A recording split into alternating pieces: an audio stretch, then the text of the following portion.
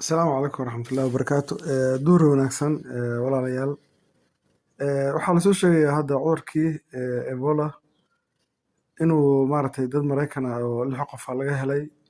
Dhimashada maanta ilaa 25 ilaa 50 bay u dhaxaysaa. Marka New York Post ayaa soo dhigtay qaybta ay ku leedahay warkan X ama Twitterka saa u taqaanaan. Dhinaca kale maamulka gooni-goosatada isu magacaabay Jamhuuriyadda Madaxa Bannaan ee Somaliland ayaa maantay si aan adagnimo ku kacday inay safiir u dirto dalka Israa'iil.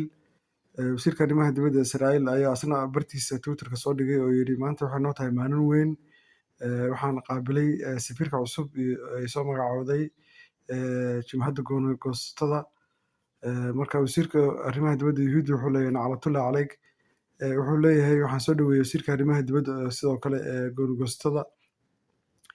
Walaalayaal marka saa wada ognahay dalkeena waa dal maaragtay loo heshiiyey oo maaragtay gaalada u heshiiyeen.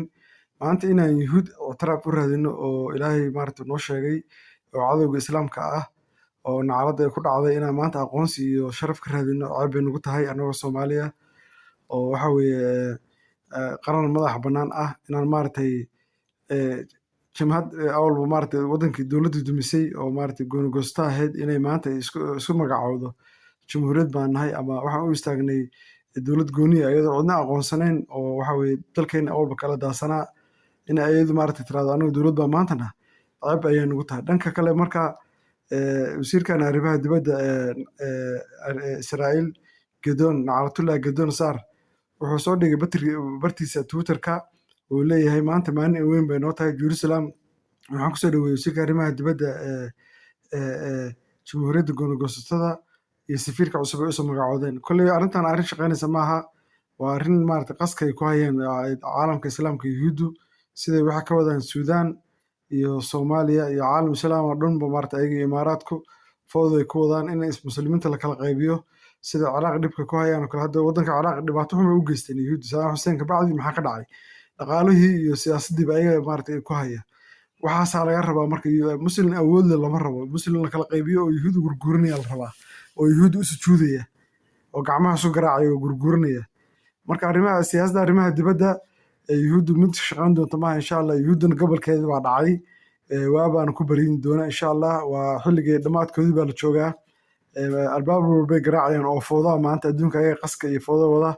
Waa ujeedaan hadda Maraykanka odaga Trump xalay wuxuu ku hadlayay waa maqliseen kiiskii maaragtay carruurta la kufsaday child rapes ayaa loo haystaa. Haddii marka uu dhihin waayo Iran nuclear ba ku dhufanaya waa soo afjaraya kiiskii baa bannaanka la keenaya Epstein file. Marka walaalayaal dhaqaalaha adduunka waxaa maanta qasaya media wax walba waa Yuhuudda. Yuhuud marka meel ay ku gaarsiin karta male waa cadowga Ilaahay waa cadowga muslimiinta. Yuhuud baa aqoonsi ka raadinaya, Yuhuud baa sharaf ka raadinaya, Yuhuud baa alse ka raadinaya. Ma soconayso. Haddaa waxa weeye aad Soomaalinimada diididna sida u dhaqsaha badan baa lagugu imaanaya si Syria loo qabtay Kurdiyiinta lagu soo qabanaya insha Allah adiga iyo kuwa kale oo meesha fadhiyaba Axmed Madoobe iyo Daniyo iyo Qarre insha Allah. Marka walaalayaal commentiga bal aan isla akhrino. Commentiga waxaa laga dhiibtay page-kan maaragtay naclatullah oo uu leeyahay maaragtay wasiirka arrimaha dibadda Yuhuudda bal ayadana isla daawano wax yar. Falcelinta ay ka dhiibteen dadweynaha waatana marka xagga Twitterka uu soo dhigay adiga saacad ka hor. Marka saana loo soo qoray dadka uga falceliyeen. Waa wax maaragtay ay ka shaqeeyeen waa taageerayaashooda. Taageerayaasha gooni-goosatada iyo taageerayaasha maaragtay Yuhuudda. labada naclad ee la kurido naclatullahi calayk.